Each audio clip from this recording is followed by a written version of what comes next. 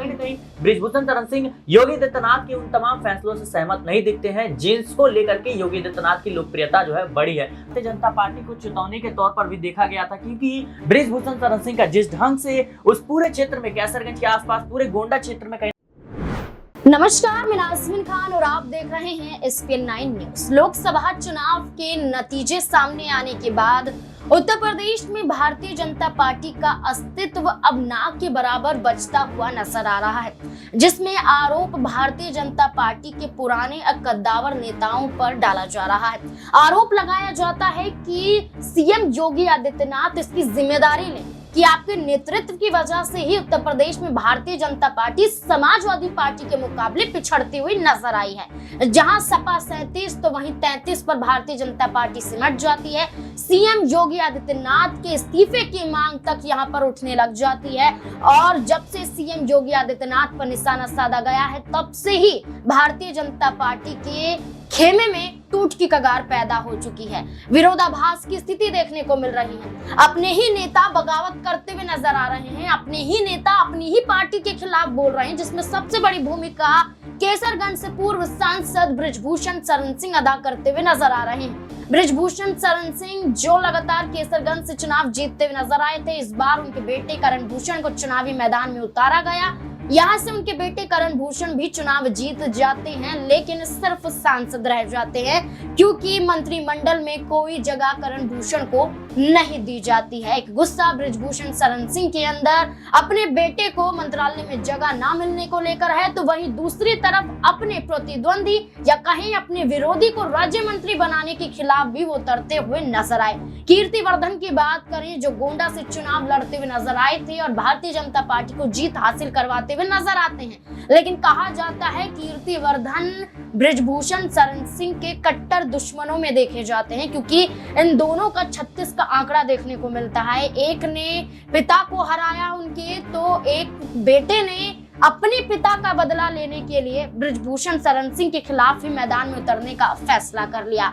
जैसे कि हम बात करें, कीर्तिवर्धन सिंह गोंडा से चुनाव लड़ते हुए नजर आए थे। 2024 में जीत हासिल करते राज्य मंत्री बन जाते, लेकिन 2004 की बात करें तो यहाँ पर कीर्तिवर्धन चुनाव जीतते हैं। इसके साथ सबसे पहला चुनाव यहाँ पर 1998 में लड़ा गया बृजभूषण शरण सिंह के खिलाफ सपा के टिकट से, और यहाँ पर वो चुनाव जीतते हुए नजर आते हैं। बृजभूषण शरण सिंह को हरा देते हैं, क्योंकि इससे पहले यहाँ पर बात करें तो बृजभूषण शरण सिंह ने कीर्तिवर्धन के पिता आनंद सिंह को यहाँ से चुनाव हराया, बदला लिया गया, लेकिन बेटे को जगह नहीं, लेकिन यहाँ पर उनके दुश्मन को जगह मिल जाती है कीर्तिवर्धन को, जिसके बाद ये कहा जा रहा है कि क्या बृजभूषण शरण सिंह अब भारतीय जनता पार्टी से बगावत कर सकते हैं। इसमें एक और मुद्दा जुड़ता हुआ नजर आता है, जब राजा भैया के समर्थन में बृजभूषण शरण सिंह कहते हुए नजर आते हैं, और राजा भैया वैसे ही लोकसभा चुनाव में ऐलान कर चुके हैं कि वो सपा की तरफ, सपा का समर्थन करते हुए नजर आ रहे, तो उनके लिए प्रचार प्रसार करते हुए नजर आ रहे। तो इससे जुड़े हुए कई सवाल बनते हैं कि बृजभूषण शरण सिंह का अगला कदम क्या होता हुआ नजर आएगा। तमाम सवालों के जवाब देने के लिए मेरे सहयोगी सिराज मेरे साथ मौजूद है। सिराज, क्या लगता है, एक तरफ बेटे को मंत्रालय में जगह नहीं और दूसरी तरफ जो दुश्मन थे सपा से चुनाव लड़ा, लेकिन अब भारतीय जनता पार्टी में रहकर उन्होंने चुनाव लड़ा, जीत जाते हैं, राज्य मंत्री बना दिए जाते हैं। भारतीय जनता पार्टी भेदभाव नहीं कर रही है? जी देखिए, मुझे लगता है ये परिस्थितियों का खेल है, और जिस ढंग से समाजवादी पार्टी के टिकट पर कीर्तिवर्धन सिंह ने आज चुनाव लड़ा, उसके बाद से बृजभूषण शरण सिंह को कहीं ना कहीं मात दी। अब सवाल ये उठ रहे हैं कि आखिर कीर्तिवर्धन सिंह को क्यों मंत्रिमंडल में जगह दिया गया? क्या ये बृजभूषण शरण सिंह के लिए चेतावनी है? फिलहाल जिस तरीके से अभी बृजभूषण शरण सिंह की मौजूदा परिस्थिति आप देखिए, उनकी टिकट भी, उनका जो टिकट है उस पर भी खतरा मंडरा रहा था, और जाहिर सी बात है उनका टिकट कट गया। हालांकि उनके बेटे को टिकट जरूर मिला, और इस पर कहीं ना कहीं बृजभूषण शरण सिंह की सहमति जरूर होगी, लेकिन जिस ढंग से अब देखें तो भारतीय जनता पार्टी ने साफ तौर पर टिकट बंटवारे के वक्त ही उनसे पूछा था इस बात को लेकर कि आपकी फैमिली में से या आपके जो नजदीकी करीबी लोग हैं उनको टिकट दिया जाता है और आपको टिकट नहीं दिया जाएगा। इस पर बृजभूषण शरण सिंह साफ तौर पर आगे आते हैं और साफ तौर पर कहते हैं कि मैं सिर्फ और सिर्फ कैसरगंज से चुनाव लड़ूंगा, इसके अलावा किसी को भी टिकट नहीं मिलेगा। और इस बात को कहीं ना कहीं भारतीय जनता पार्टी को चेतावनी के तौर पर भी देखा गया था, क्योंकि बृजभूषण शरण सिंह का जिस ढंग से उस पूरे क्षेत्र में, कैसरगंज के आसपास पूरे गोंडा क्षेत्र में कहीं ना कहीं दबदबा है, जाहिर सी बात है वहां से अगर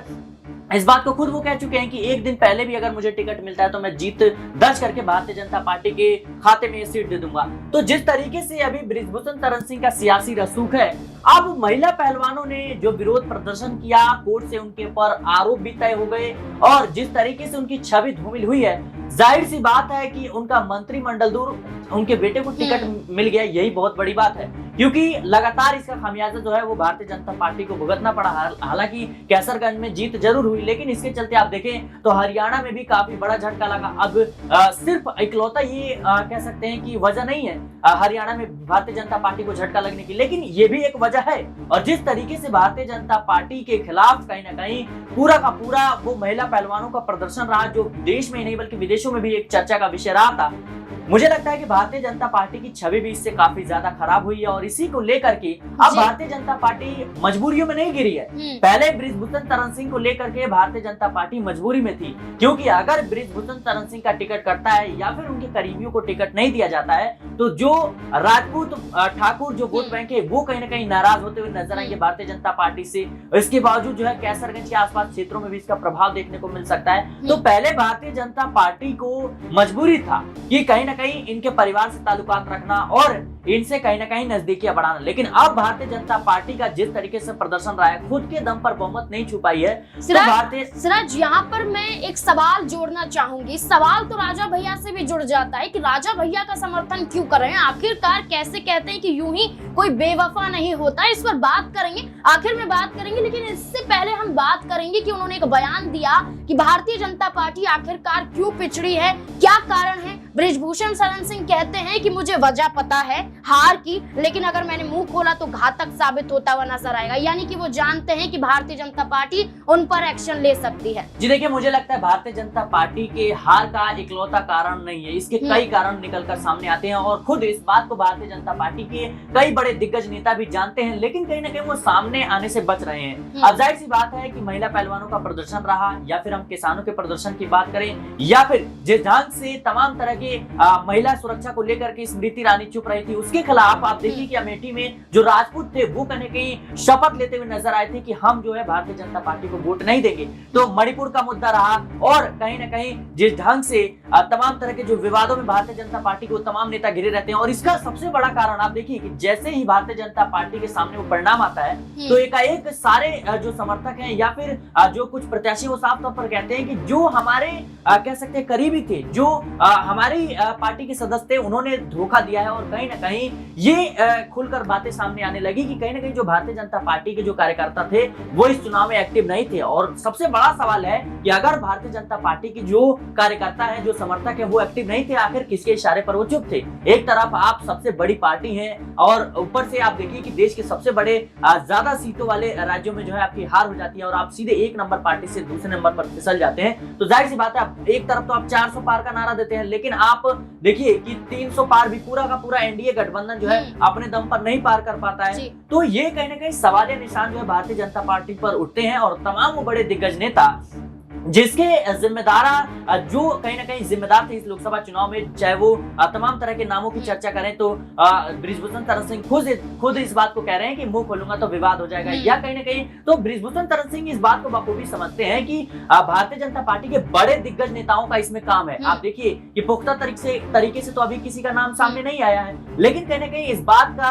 अगर भारतीय जनता पार्टी के समर्थकों, कार्यकर्ताओं की या फिर बृजभूषण शरण सिंह के बयान के आधार पर अगर हम समझने का प्रयास करें तो जाहिर सी बात है इसमें तमाम वो बड़े दिग्गज नेता शामिल हैं जो भारतीय जनता पार्टी के हिस्सा हैं। और कहीं ना कहीं अब देखना दिलचस्प, क्या वो योगी आदित्यनाथ पर हमला तो नहीं कर रहे हैं कि अगर मैंने बोला तो घातक साबित होगा? जी देखिए, मुझे लगता है सीएम जो है उत्तर प्रदेश के सीएम है योगी आदित्यनाथ, और जाहिर सी बात है कि जब भारतीय जनता पार्टी की हार होती है तो सवाल या निशान तो हर किसी पर उठता है। इलेक्शन में आखिर जो स्टार प्रचारक थे, जिनके जिम्मेदार थे, लेकिन कहीं ना कहीं आप देखिए तो बृजभूषण शरण सिंह हमेशा से ही जो है योगी आदित्यनाथ पर सवाल उठाते रहे हैं। और जिस तरीके से उन्होंने अयोध्या के हार को लेकर के जब उनसे सवाल किया गया तो साफ तौर पर वो कहते हैं कि कहीं ना कहीं हर दूसरे तीसरे दिन में कोई ना कोई वीआईपी आता रहता है और उसके बाद से देखा जाए तो सबकी आवागमन जो है बंद हो जाती है और जो आजीविका चलाने के जो गरीब लोगों की रेडी पटरी है वो सब हट जाती है। तो इससे कहीं ना कहीं जो अयोध्या की जनता थी वो परेशान हो गई थी, जो गरीब लोग थे वो परेशान हो गए थे। तो जाहिर सी बात है उनके खिलाफ वोट किया और जिस तरीके से उन्होंने इस बात को भी रखा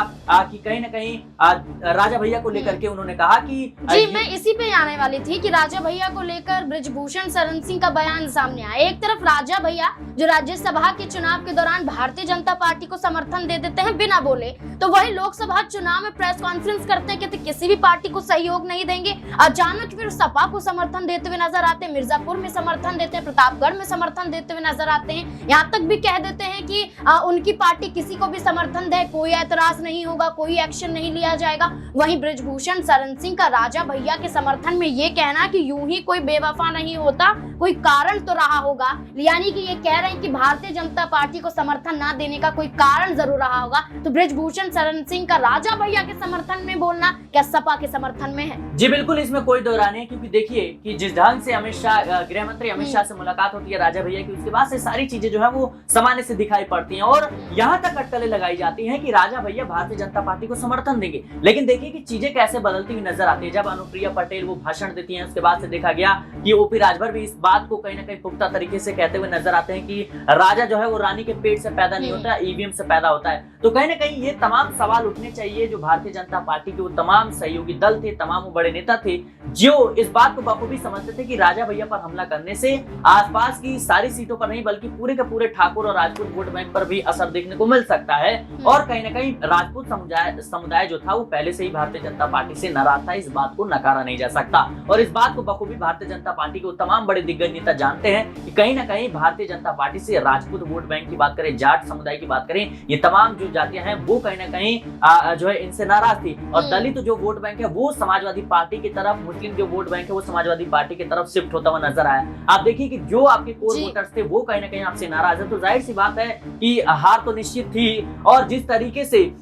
राजा भैया को लेकर के अनुप्रिया पटेल ने बयान दिया, ओपी राजभर ने इसको कहीं ना कहीं सही ठहराया, तो इसका नतीजा जो है वो भारतीय जनता पार्टी को भुगतने को मिला। और देखिए कि आप उत्तर प्रदेश में अब चिंतन मंथन करने की जरूरत पड़ गई है। और योगी आदित्यनाथ को लेकर के जिस ढंग से जो है बृजभूषण शरण सिंह तमाम तरह के बयान देते रहते हैं और बुलडोजर एक्शन को लेकर के लगातार सवाल खड़े करते हैं, जिस बुलडोजर एक्शन को लेकर के भारतीय जनता पार्टी में तमाम जो है सुर्खियां बिटोरी जाती हैं और इस बात को सही ठहराया जाता है। तो कहीं ना कहीं बृजभूषण शरण सिंह योगी आदित्यनाथ के उन तमाम फैसलों से सहमत नहीं दिखते हैं जिसको लेकर के योगी आदित्यनाथ की लोकप्रियता जो है बढ़ी है। तो जाहिर सी बात है ये कहीं ना कहीं चिंतन मंथन भारतीय जनता पार्टी को करने की जरूरत है कि भारतीय जनता पार्टी वाकई में दिखाना चाहती है कि हमारी पार्टी में जो संगठन है वो मजबूत है, लेकिन अंदर ही अंदर जो है वो टूट की स्थिति दिख रही है। देखिए बिल्कुल बृजभूषण शरण सिंह एक ऐसे व्यक्तित्व के रूप में उत्तर प्रदेश में नजर आए जो सीएम योगी आदित्यनाथ को अपना नेता मानने से इनकार कर देते हैं, लेकिन प्रधानमंत्री नरेंद्र मोदी को अपना नेता मानते हैं। लेकिन